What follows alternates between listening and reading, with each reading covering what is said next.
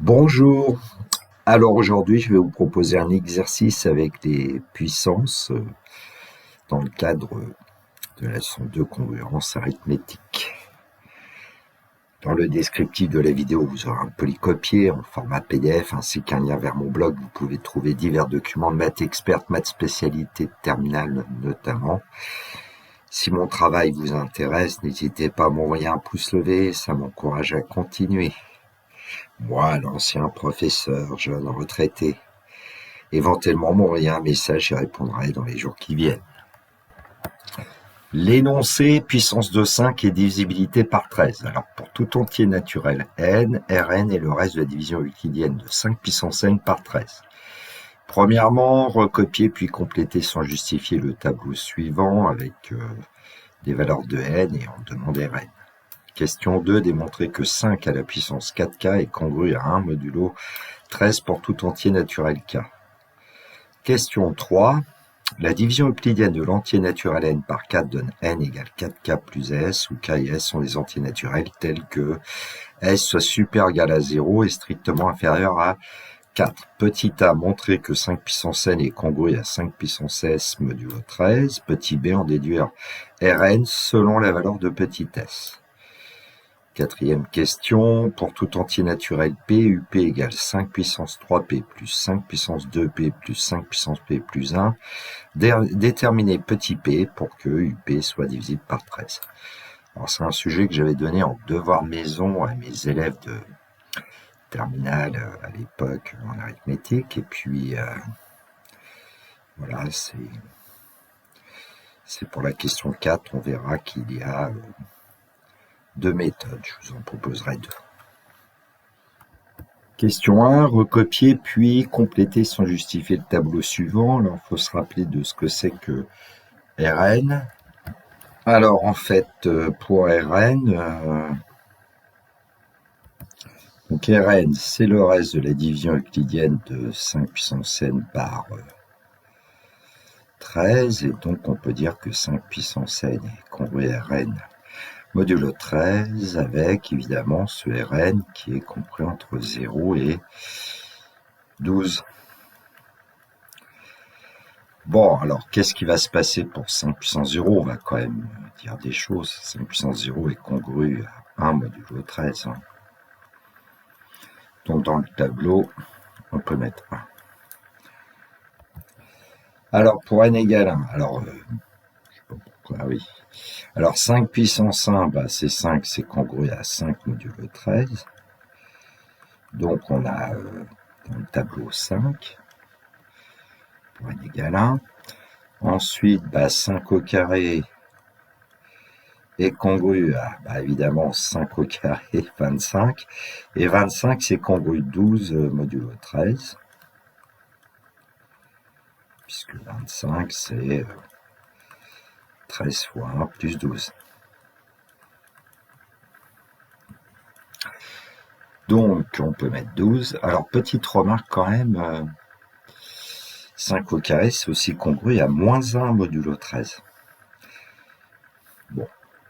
5 au cube. Alors, on multiplie par 5. Alors, si je veux pas faire trop de calcul, comme 5 au carré est congru à moins 1 modulo 13, je peux dire que 5 au cube, en multipliant par 5, est congru à moins 5 modulo 13. Et si je veux avoir le reste, bah, il suffit d'ajouter 13, donc on va obtenir 8.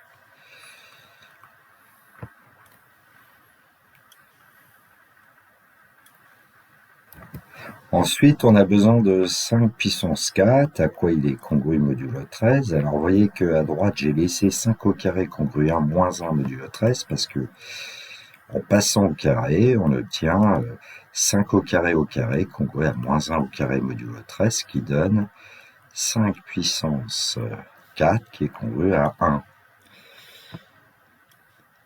Bon, alors après, évidemment, comme on multiplie par 5, on va obtenir 5. On multiplie par 5 à nouveau, on va obtenir 12. Et puis on multiplie par 5, on va obtenir 8. Bon, ben là, qu'est-ce que nous inspire ce tableau? On a l'impression que la suite Rn est périodique de période 4. On peut toujours le remarquer. Donc on prend conjecture que la suite Rn est périodique de période 4. Bon, les élèves, évidemment, n'avaient qu'à compléter le tableau, mais c'est toujours bien de se poser des questions, je trouve. Question 2, démontrer que 5 à la puissance 4k est congru à 1 modulo 13 pour tout entier naturel k. Alors, on peut commencer par dire pour tout k appartenant à la grande N, ici, l'ensemble des entiers naturels. Bon, alors, quand on regarde l'expression, on se dit, tiens, on aura peut-être besoin d'aller chercher 5 puissance 4k sous la forme 5 à la puissance 4 à la puissance k. On peut aussi dire que c'est 5 puissance k à la puissance 4, mais bon, il me semble que le premier choix est le meilleur ici, puisque 5 puissance 4, on vient de voir qu'il est congru à 1 modulo 13. Donc il suffit de passer à la puissance k, qui est congru à 1 puissance k modulo 13. Et donc on a le résultat voulu, 5 à la puissance 4k est congru à 1 modulo 13.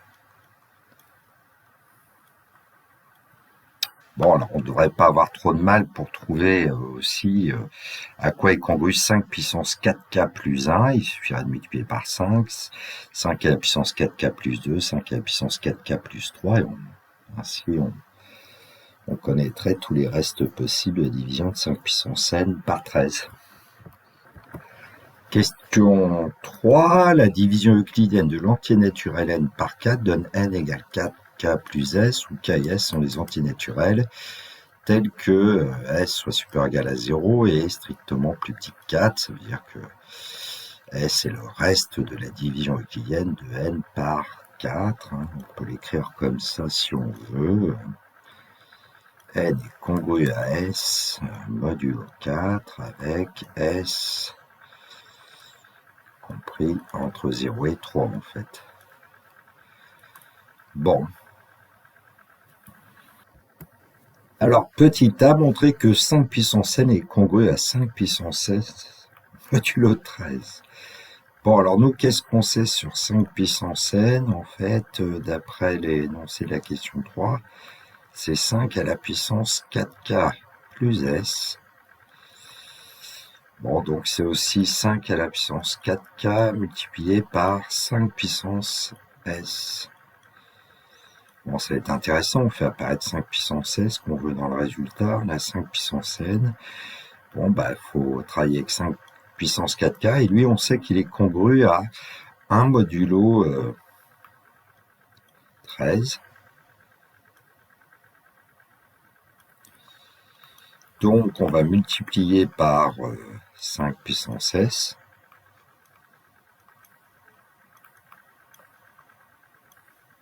Qui va être congru évidemment à 1 fois 5 puissance s, 5 puissance s modulo 13.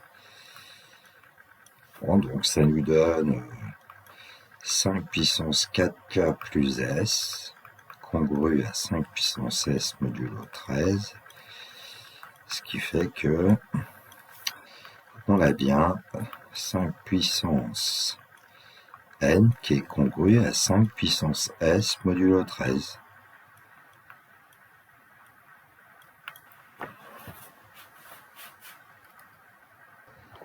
Alors la question B, c'est du coup on déduit Rn selon la valeur de S. Alors nous, on vient de démontrer que 5 puissance n est congru à 5 puissance s modulo 13,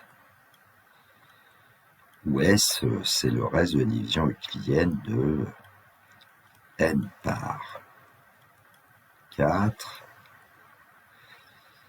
Et donc le nombre S, lui, va varier entre 0 et 3 en fait, puisqu'il est plus petit que 4. Bon, bah c'est pas très dur, finalement. Allez, on va tout faire quand n égale... quand S, égale 0. Alors, on va dire K.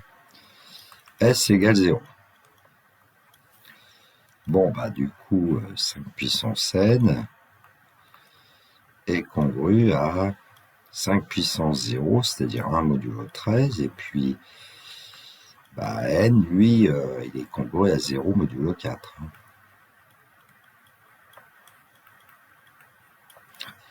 K2, bah, S égale 1.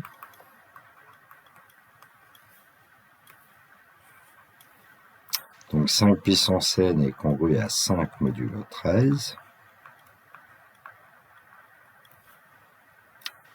Et ça, c'est quand n est congru à 1 modulo 4, bien sûr.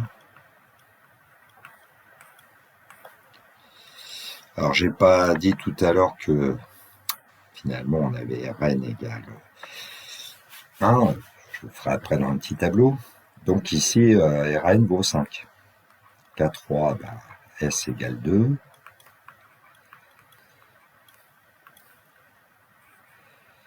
Là, on va avoir 5 puissance n qui va être congru à 5 puissance 2. Alors, d'après le tableau, ça nous donne 12, modulo 13. Et puis, le K4, c'est quand S vaut 3. Bon, finalement, j'ai pas assez de place. Donc, le K numéro 4, S égale 3. Et donc 5 puissance n va être congru à 8 modulo 13, puisque 5 au cube est congru à 8 modulo 13. Bon, j'ai arrangé un petit peu mieux entre guillemets. Donc Rn, on va trouver donc 1 pour S égale 0. Ensuite, on va trouver 5 pour S égale 1. Pour S égale 2, on a 12. Et ensuite, on a pour S égale 3, 8. Alors, ça peut s'écrire un petit peu autrement, parce que ici, il y a S et Rn. Alors, au lieu de mettre S, on pourrait mettre N est congru à modulo 4, 0, 1, 2, 3. Donc, à l'écran, un tableau qui est peut-être un petit peu plus explicite. Quand n est congru à 0 modulo 4, Rn égale 1. Quand n est congru à 1 modulo 4, Rn égale 5. Quand n est congru à 2 modulo 4, Rn égale 12. Et quand n est congru à 3 modulo 4, Rn égale 8. Quatrième question, pour tout entier naturel P, UP égale 5 puissance 3P plus 5 puissance 2P plus 5 puissance P plus 1, déterminer P pour que UP soit divisible par 13. Alors, on va utiliser une première méthode. Je vais mettre méthode 1, qui va être la plus rapide ici, mais bon. Méthode 1, qui va consister à utiliser les puissances de 5 qu'on vient de trouver, 5 puissance n, on connaît le reste, dans les divisions euclidiennes de n par 4. Alors ici, pour tout P appartenant à grand n, on peut dire que UP, on peut l'écrire de deux façons. La première façon, ça va être de dire que 5 puissance 3P, c'est 5 puissance P au cube, plus 5 puissance P au carré, plus 5 puissance P, la puissance 1 si on veut, plus 1. Nous, on connaît la division euclidienne de 5 puissance P par 13. On connaît le reste. Donc, au carré, on connaîtra. Donc, au cube, on connaîtra. Donc, il suffit de faire un petit tableau de congruence en considérant tous les cas de figure. Alors, j'ai réécrit UP un peu différemment, en partant plutôt de 1 plus 5 puissance P plus 5 puissance P au carré plus 5 puissance P au cube. Ça va me permettre de compléter assez facilement le petit tableau de congruence que je vous propose. Alors, évidemment, il faut regarder quel est le reste de la division euclidienne de P par 4. Ensuite, on place 1, 5 puissance P, 5 puissance 2P, mais c'est en fait 5 puissance P au carré. 5 puissance 3P, c'est en fait 5 puissance P au cube. Et puis, en effectuant la somme, on aura le reste de la division euclidienne de UP par 13. Bon, alors 1, évidemment, c'est 1. Bon, je l'ai quand même mis pour pas l'oublier. Et puis, quand on a 5 puissance P, On avait vu que c'était congru à 1 modulo 13 pour P égale 0. Ensuite, on avait 5. Ensuite, on avait 12. On pourrait mettre moins 1 aussi, finalement, hein. Je vais mettre moins 1, c'est plus simple. Donc, quand j'ai sans doute mis 12, mais peu importe. Et puis ici, on peut mettre moins 5. Parce qu'on multiplie par 5. Bon. Donc, quand on va passer au carré, eh bien ici, on va avoir 1. Carré de 1. Carré de 25, c'est 25, c'est donc 12, donc c'est moins 1. Carré de moins 1, on va obtenir 1. Et puis ici, le carré de moins 5, c'est comme ici le carré de 5, donc on va obtenir moins 1. Bon, passons à 5 puissance 3p, c'est-à-dire 5 puissance p au cube. Bon, là, on peut peut-être se dire que, finalement, voilà comment je vais faire. Je vais l'écrire, 5 puissance 3p. On peut dire que c'est 5 puissance p multiplié par 5 puissance 2p. Pourquoi pas? Ce qui fait que 5 puissance 3p sera congru à 5 puissance p fois 5 puissance 2p modulo 13. Donc j'ai qu'à multiplier les deux lignes précédentes. Alors ce qui fait que 1 fois 1 va nous donner 1. 5 fois moins 1 nous donne moins 5. Pourquoi pas? Moins 1 fois 1, moins 1. Et puis moins 5 fois moins 1, 5. Bon, il n'y a plus qu'à ajouter les 4 nombres. Donc, quand P est congru à 0 modulo 4, UP va être congru à, on voit 4 fois 1, on les ajoute, ça nous fait 4. Dans la deuxième colonne, 1 plus 5 plus moins 1 plus moins 5, 0. Dans la colonne pour P congru à 2 modulo 4, 1 plus moins 1 plus 1 plus moins 1, on obtient 0. Et puis quand P est congru à 3 modulo 4, 1 plus moins 5 moins 1 plus 5, on obtient 0. Et donc, on va pouvoir conclure. Avant, je vais enlever ça. Finalement, UP est congru à 0 modulo 13. Bon, tout le temps, sauf pour P congru 0 modulo 4. Je vais faire comme ça, par exemple. Bon, on peut dire que UP est divisible par 13. Si et seulement si P n'est pas divisible par 4.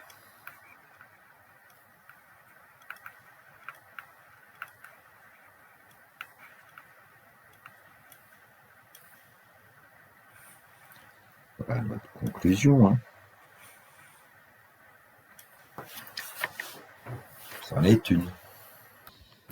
La méthode 2 maintenant. Alors, en fait, la petite histoire, c'est que j'avais fabriqué cet énoncé, puis c'est en corrigeant l'exercice que j'ai dit aux élèves, on aurait pu procéder un petit peu autrement. Donc, pour tout P appartenant à grand N ici, UP, on va l'écrire un tout petit peu autrement. On va dire que c'est 5 puissance 3 à la puissance P, plus 5 puissance 2 à la puissance P, plus 5 puissance P plus 1. Bon. Et puis là, on peut remplacer des choses, hein. Donc UP, c'est 5 au cube.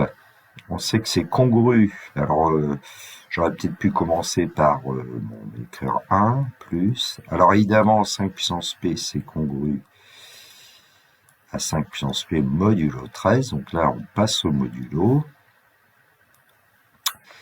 Et donc, en passant au modulo, on va avoir besoin de 5 au carré.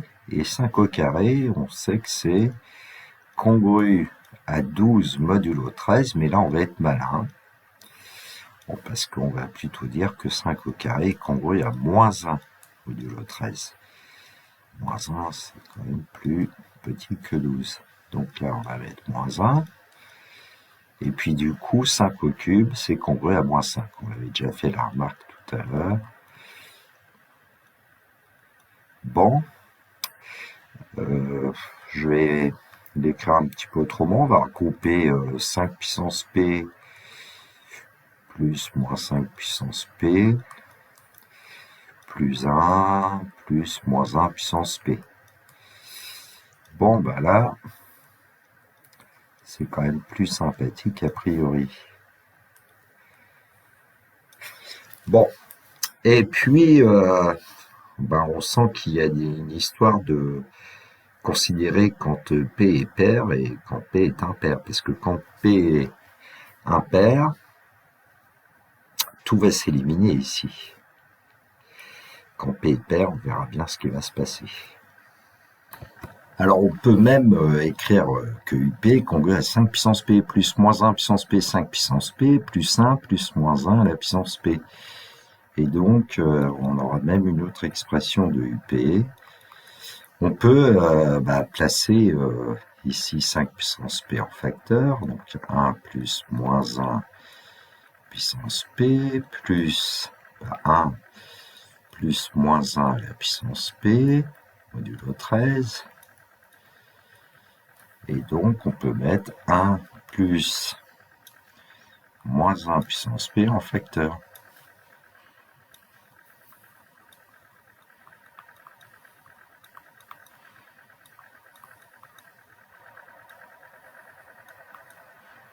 Facteur de 5 puissance P plus 1. Bon, c'est pas ce que j'ai fait dans mon corrigé, mais pourquoi pas. Donc, le cas P impair, ici on aura 0, donc ça va être sympa. Donc, je vais commencer par ce cas impair. Allez, P s'écrit 2K plus 1 avec K appartenant à grand N.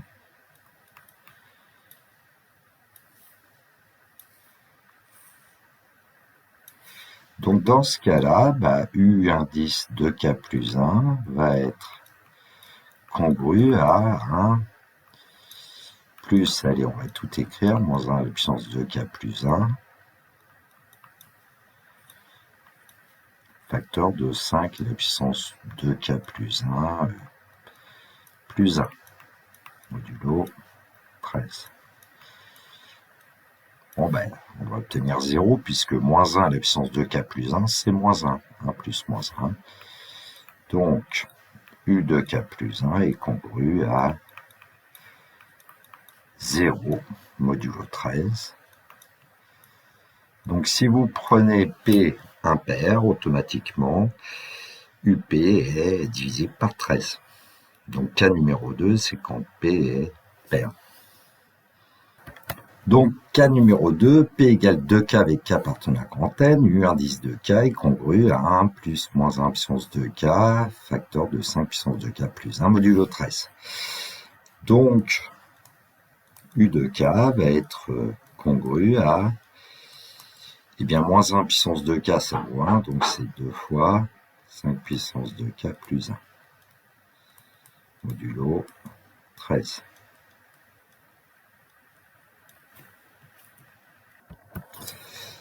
Bon, ayant eu 2K congru à 2 facteurs de 5 puissance 2K plus 1 modulo 13, on peut dire aussi que U de K est congru à... Alors 2 multiplié par, alors 5 puissance 2K, c'est 5 puissance 2 qui est congru à moins 1 modulo K, donc on va obtenir moins 1 puissance K plus 1 modulo 13.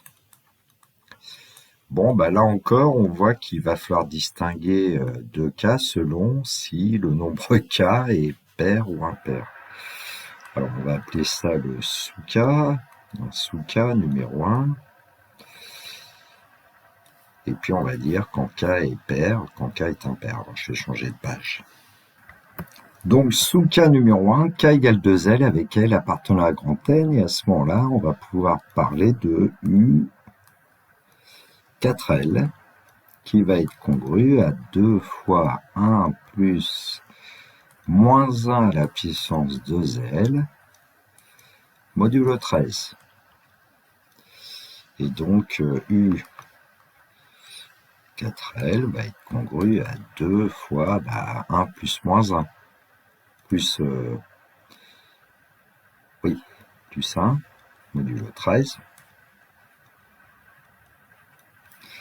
Et donc, U indice 4L va être congru à 4 modulo 13, ce qui fait que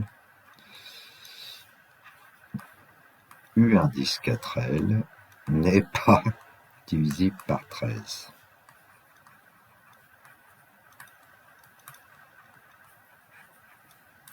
Bon, il nous reste le deuxième sous-cas, c'est-à-dire quand K est un nombre impair.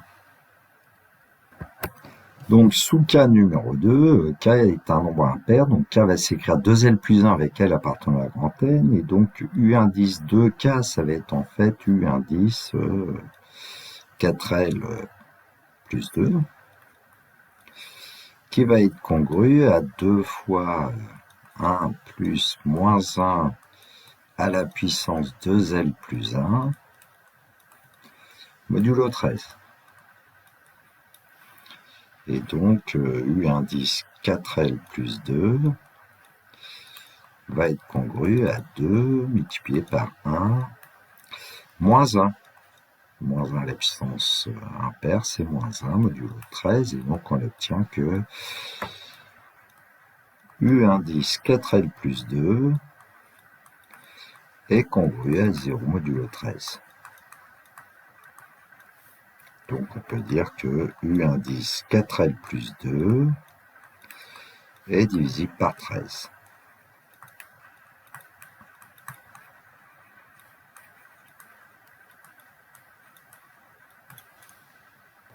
Alors, qu'est-ce qu'on a obtenu? 4L n'est pas divisible par 13, U4L plus 2 est divisible par 13, et puis nous, on savait que U2K plus 1 est divisible par 13. Alors ici, pour un indice impair, on pourrait dire si K égale 2L avec L appartenant à grand N, qu'est-ce qu'on obtient? On obtient U indice 4L plus 1, qui est divisible par 13.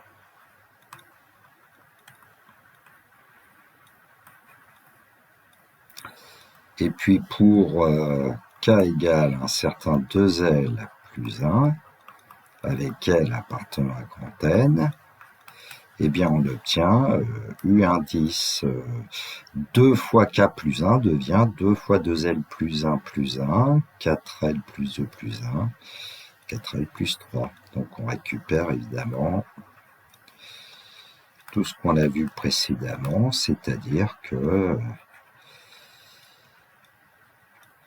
il n'y a que U indice 4L qui n'est pas divisible par 13, alors que U indice 4L plus 1, U indice 4L plus 2, U indice 4L plus 3 sont divisibles par 13. On obtient ainsi la même conclusion que dans la méthode 1, UP est divisible par 13 si seulement si P n'est pas multiple de 4. Alors, un complément, pour tout P appartenant à grand N, on a UP égale 5 puissance 3P plus 5 puissance 2P plus 5 puissance P plus 1, et UP va devenir grand très rapidement parce que, avec les puissances de 5, là, ce qui fait que c'est pas facile d'aller vérifier que UP est divisible par 13 si seulement si P n'est pas multiple de 4. Or, nous, avec cette méthode 2, qui est beaucoup plus longue que la méthode 1, on a vu que UP était congru à une certaine expression qui va être un petit peu moins grande en général. Et donc, avec cette méthode 2, on avait démontré que UP était congru à 1 plus ou moins 1 puissance P fois 5 puissance P plus 1 modulo 13. J'ai envie de dire, on pourrait d'ailleurs se contenter de regarder que ce qui se passe pour les nombres P pairs, puisque si P est impair, forcément, UP est congru à 0, modulo 13. Et puis, si P est pair, On avait vu qu'à ce moment-là, on peut le retrouver ici, UP est congru à 2 facteurs de 5 puissance P plus 1. Donc, pour tester la divisibilité de UP, on peut se contenter des nombres P qui sont pairs et puis de regarder 2 fois 5 puissance P plus 1, est-ce qu'il est congru à 0 modulo 13 ou pas. C'est quand même un nombre qui est beaucoup moins grand a priori que celui qu'on avait au départ.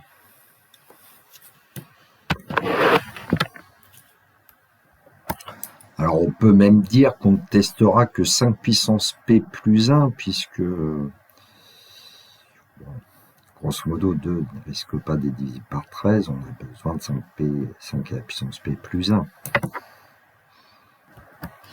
Alors à l'écran, une calculatrice TI, je vais créer un tableau de valeurs. Alors soit on prend la puissance X, mais ici on sait qu'on va tester plutôt les nombres du type 5 puissance 2x plus 1. Et puis dans Y2, on peut, grâce au menu variable, faire apparaître Y1 divisé par 13. Comme ça, on verra pour quelle valeur de x on a bien la divisivité par 13. Alors, un tableau de valeurs, pour définir la table tout en haut. Voilà, on va démarrer à 0 et puis aller par un pas de 1, bien sûr. La table.